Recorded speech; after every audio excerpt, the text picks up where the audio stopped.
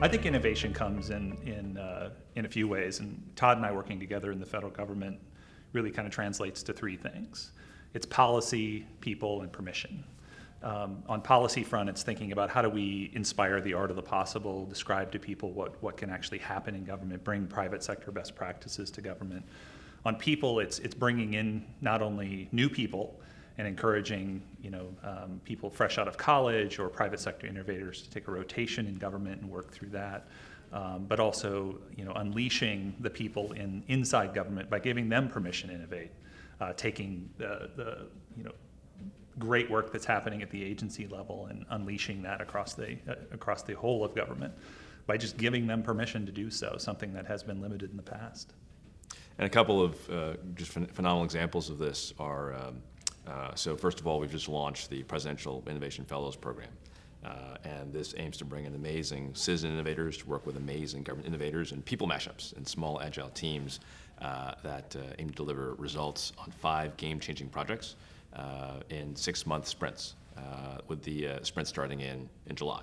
And so these projects include the open data initiatives, which are all about liberating government data to spur entrepreneurship and innovation that helps improve American lives and create jobs.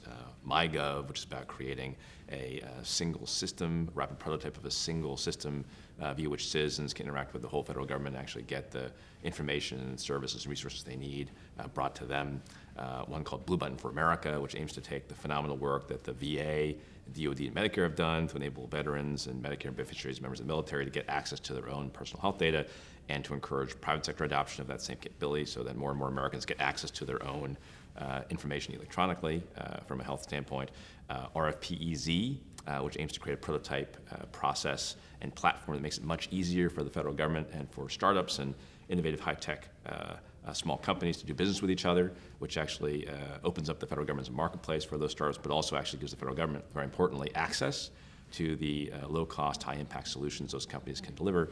And then finally, an amazing project that USAID is sponsoring called the 20% Campaign to try to move the last mile of foreign assistance payments from cash to electronic and mobile, which has all kinds of positive outcomes associated with it. So it's super exciting to actually look forward to the prospect of these amazing citizens teaming up with amazing government innovators in mashed up teams that move at Silicon Valley speed to deliver results on these 5 projects. So that's just one example of how innovation is being unleashed in really, really potent ways.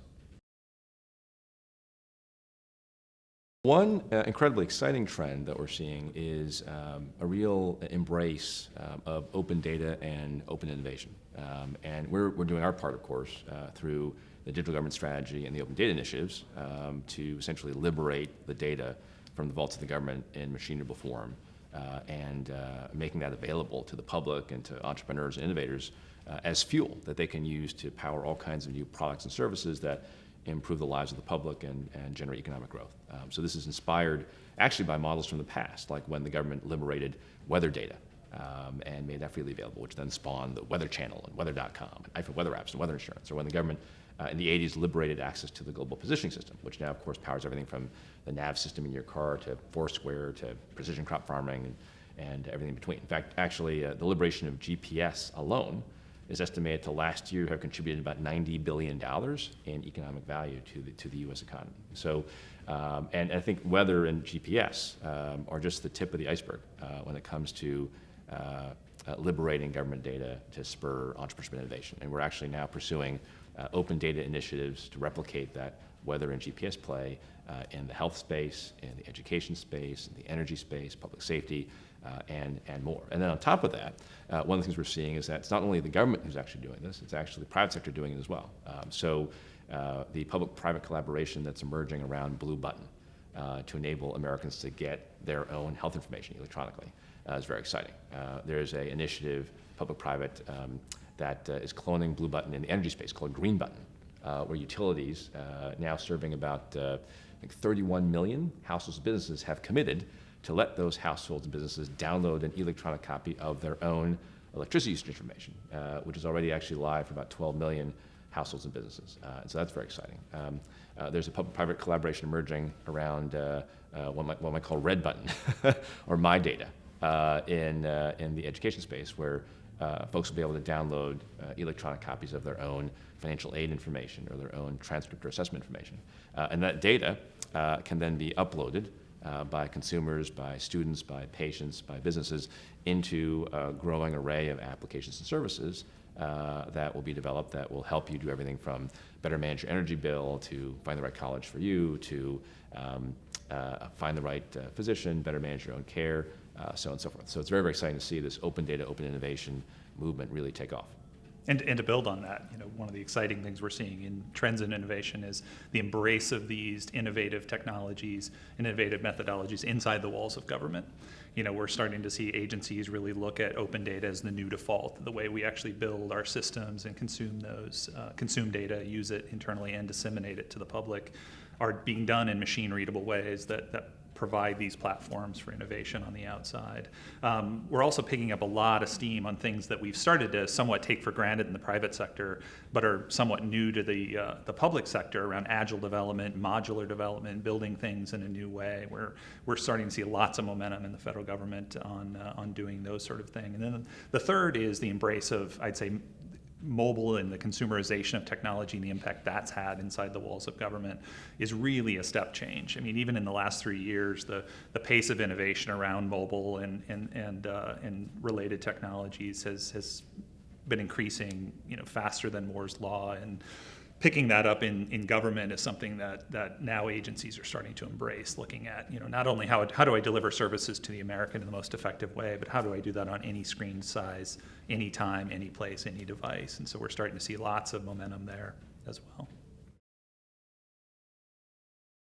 I think what's critical for inspiring innovation is first, people really changing culture inside the walls of government, thinking differently about the way we do things. The norm in government for so many years has been, well, that's the way I've always done it. I'll just continue doing it that way in the future. And we really need to look at the impact of consumerization of technology, the impact of cybersecurity, the fiscal pressure we're under right now, the national priorities we have waiting for us to serve up, to look at the opportunity to really make a step change in our behaviors, to change our culture and seize on this inflection point to do things in a new way, build our systems in an open way, take our data to a new level, to build the next weather, the next GPS kind of phenomenon on the outside, and embrace very cross-cutting technologies across government, stop doing things in silos and do that in a very horizontal way will really change the game, I think, as we move forward. I think that just to bring it back full circle to how Steve started the conversation, I think getting back to people and permissions. I spent most of my professional life as an entrepreneur in the private sector, and I'll tell you that actually the most entrepreneurial experience I've ever had has been the last 3 years working in the U.S. federal government, and that's in large part due to the fact that many of the most talented, natural-born entrepreneurs I've ever met work in the U.S. federal government. Amazing mission-driven change agents who know how to make a difference and want to make a difference. And I think the key to innovating in government, fundamentally, is unleashing their mojo, is actually giving them the air cover, giving them the space to actually do what they have always wanted to do. And a lot of what we're trying to do is to do that and create the conditions under which they can rock and roll and make amazing things happen. In fact, actually, if I just think about to my own personal experience, each of the initiatives I've been involved in, the recipe for success has been essentially, have an idea, and then as the first step, go find the 3 people in government that had that idea a long time ago, and then recruit them into a virtual team and say, look, basically, I'll be your virtual CEO, which means I'll just block down field for you, bake cookies for you, mow your lawn, give you the air cover to do what you want to do, right? And then they go do it, right? And they know how to do it. They've got a very clear idea of how to get it done, and they rock and roll and make amazing things happen in really short periods of time. So I think unlocking the inner innovation mojo of the government is fundamentally a function of unlocking the mojo of our most talented innovators. And they're out there, and they're all throughout our agencies. And I think it's our top priority to help them rock and roll, help them actually have the space, the air cover to do what they've always wanted to do. They crave that permission, and we're giving it to them. Yeah, absolutely.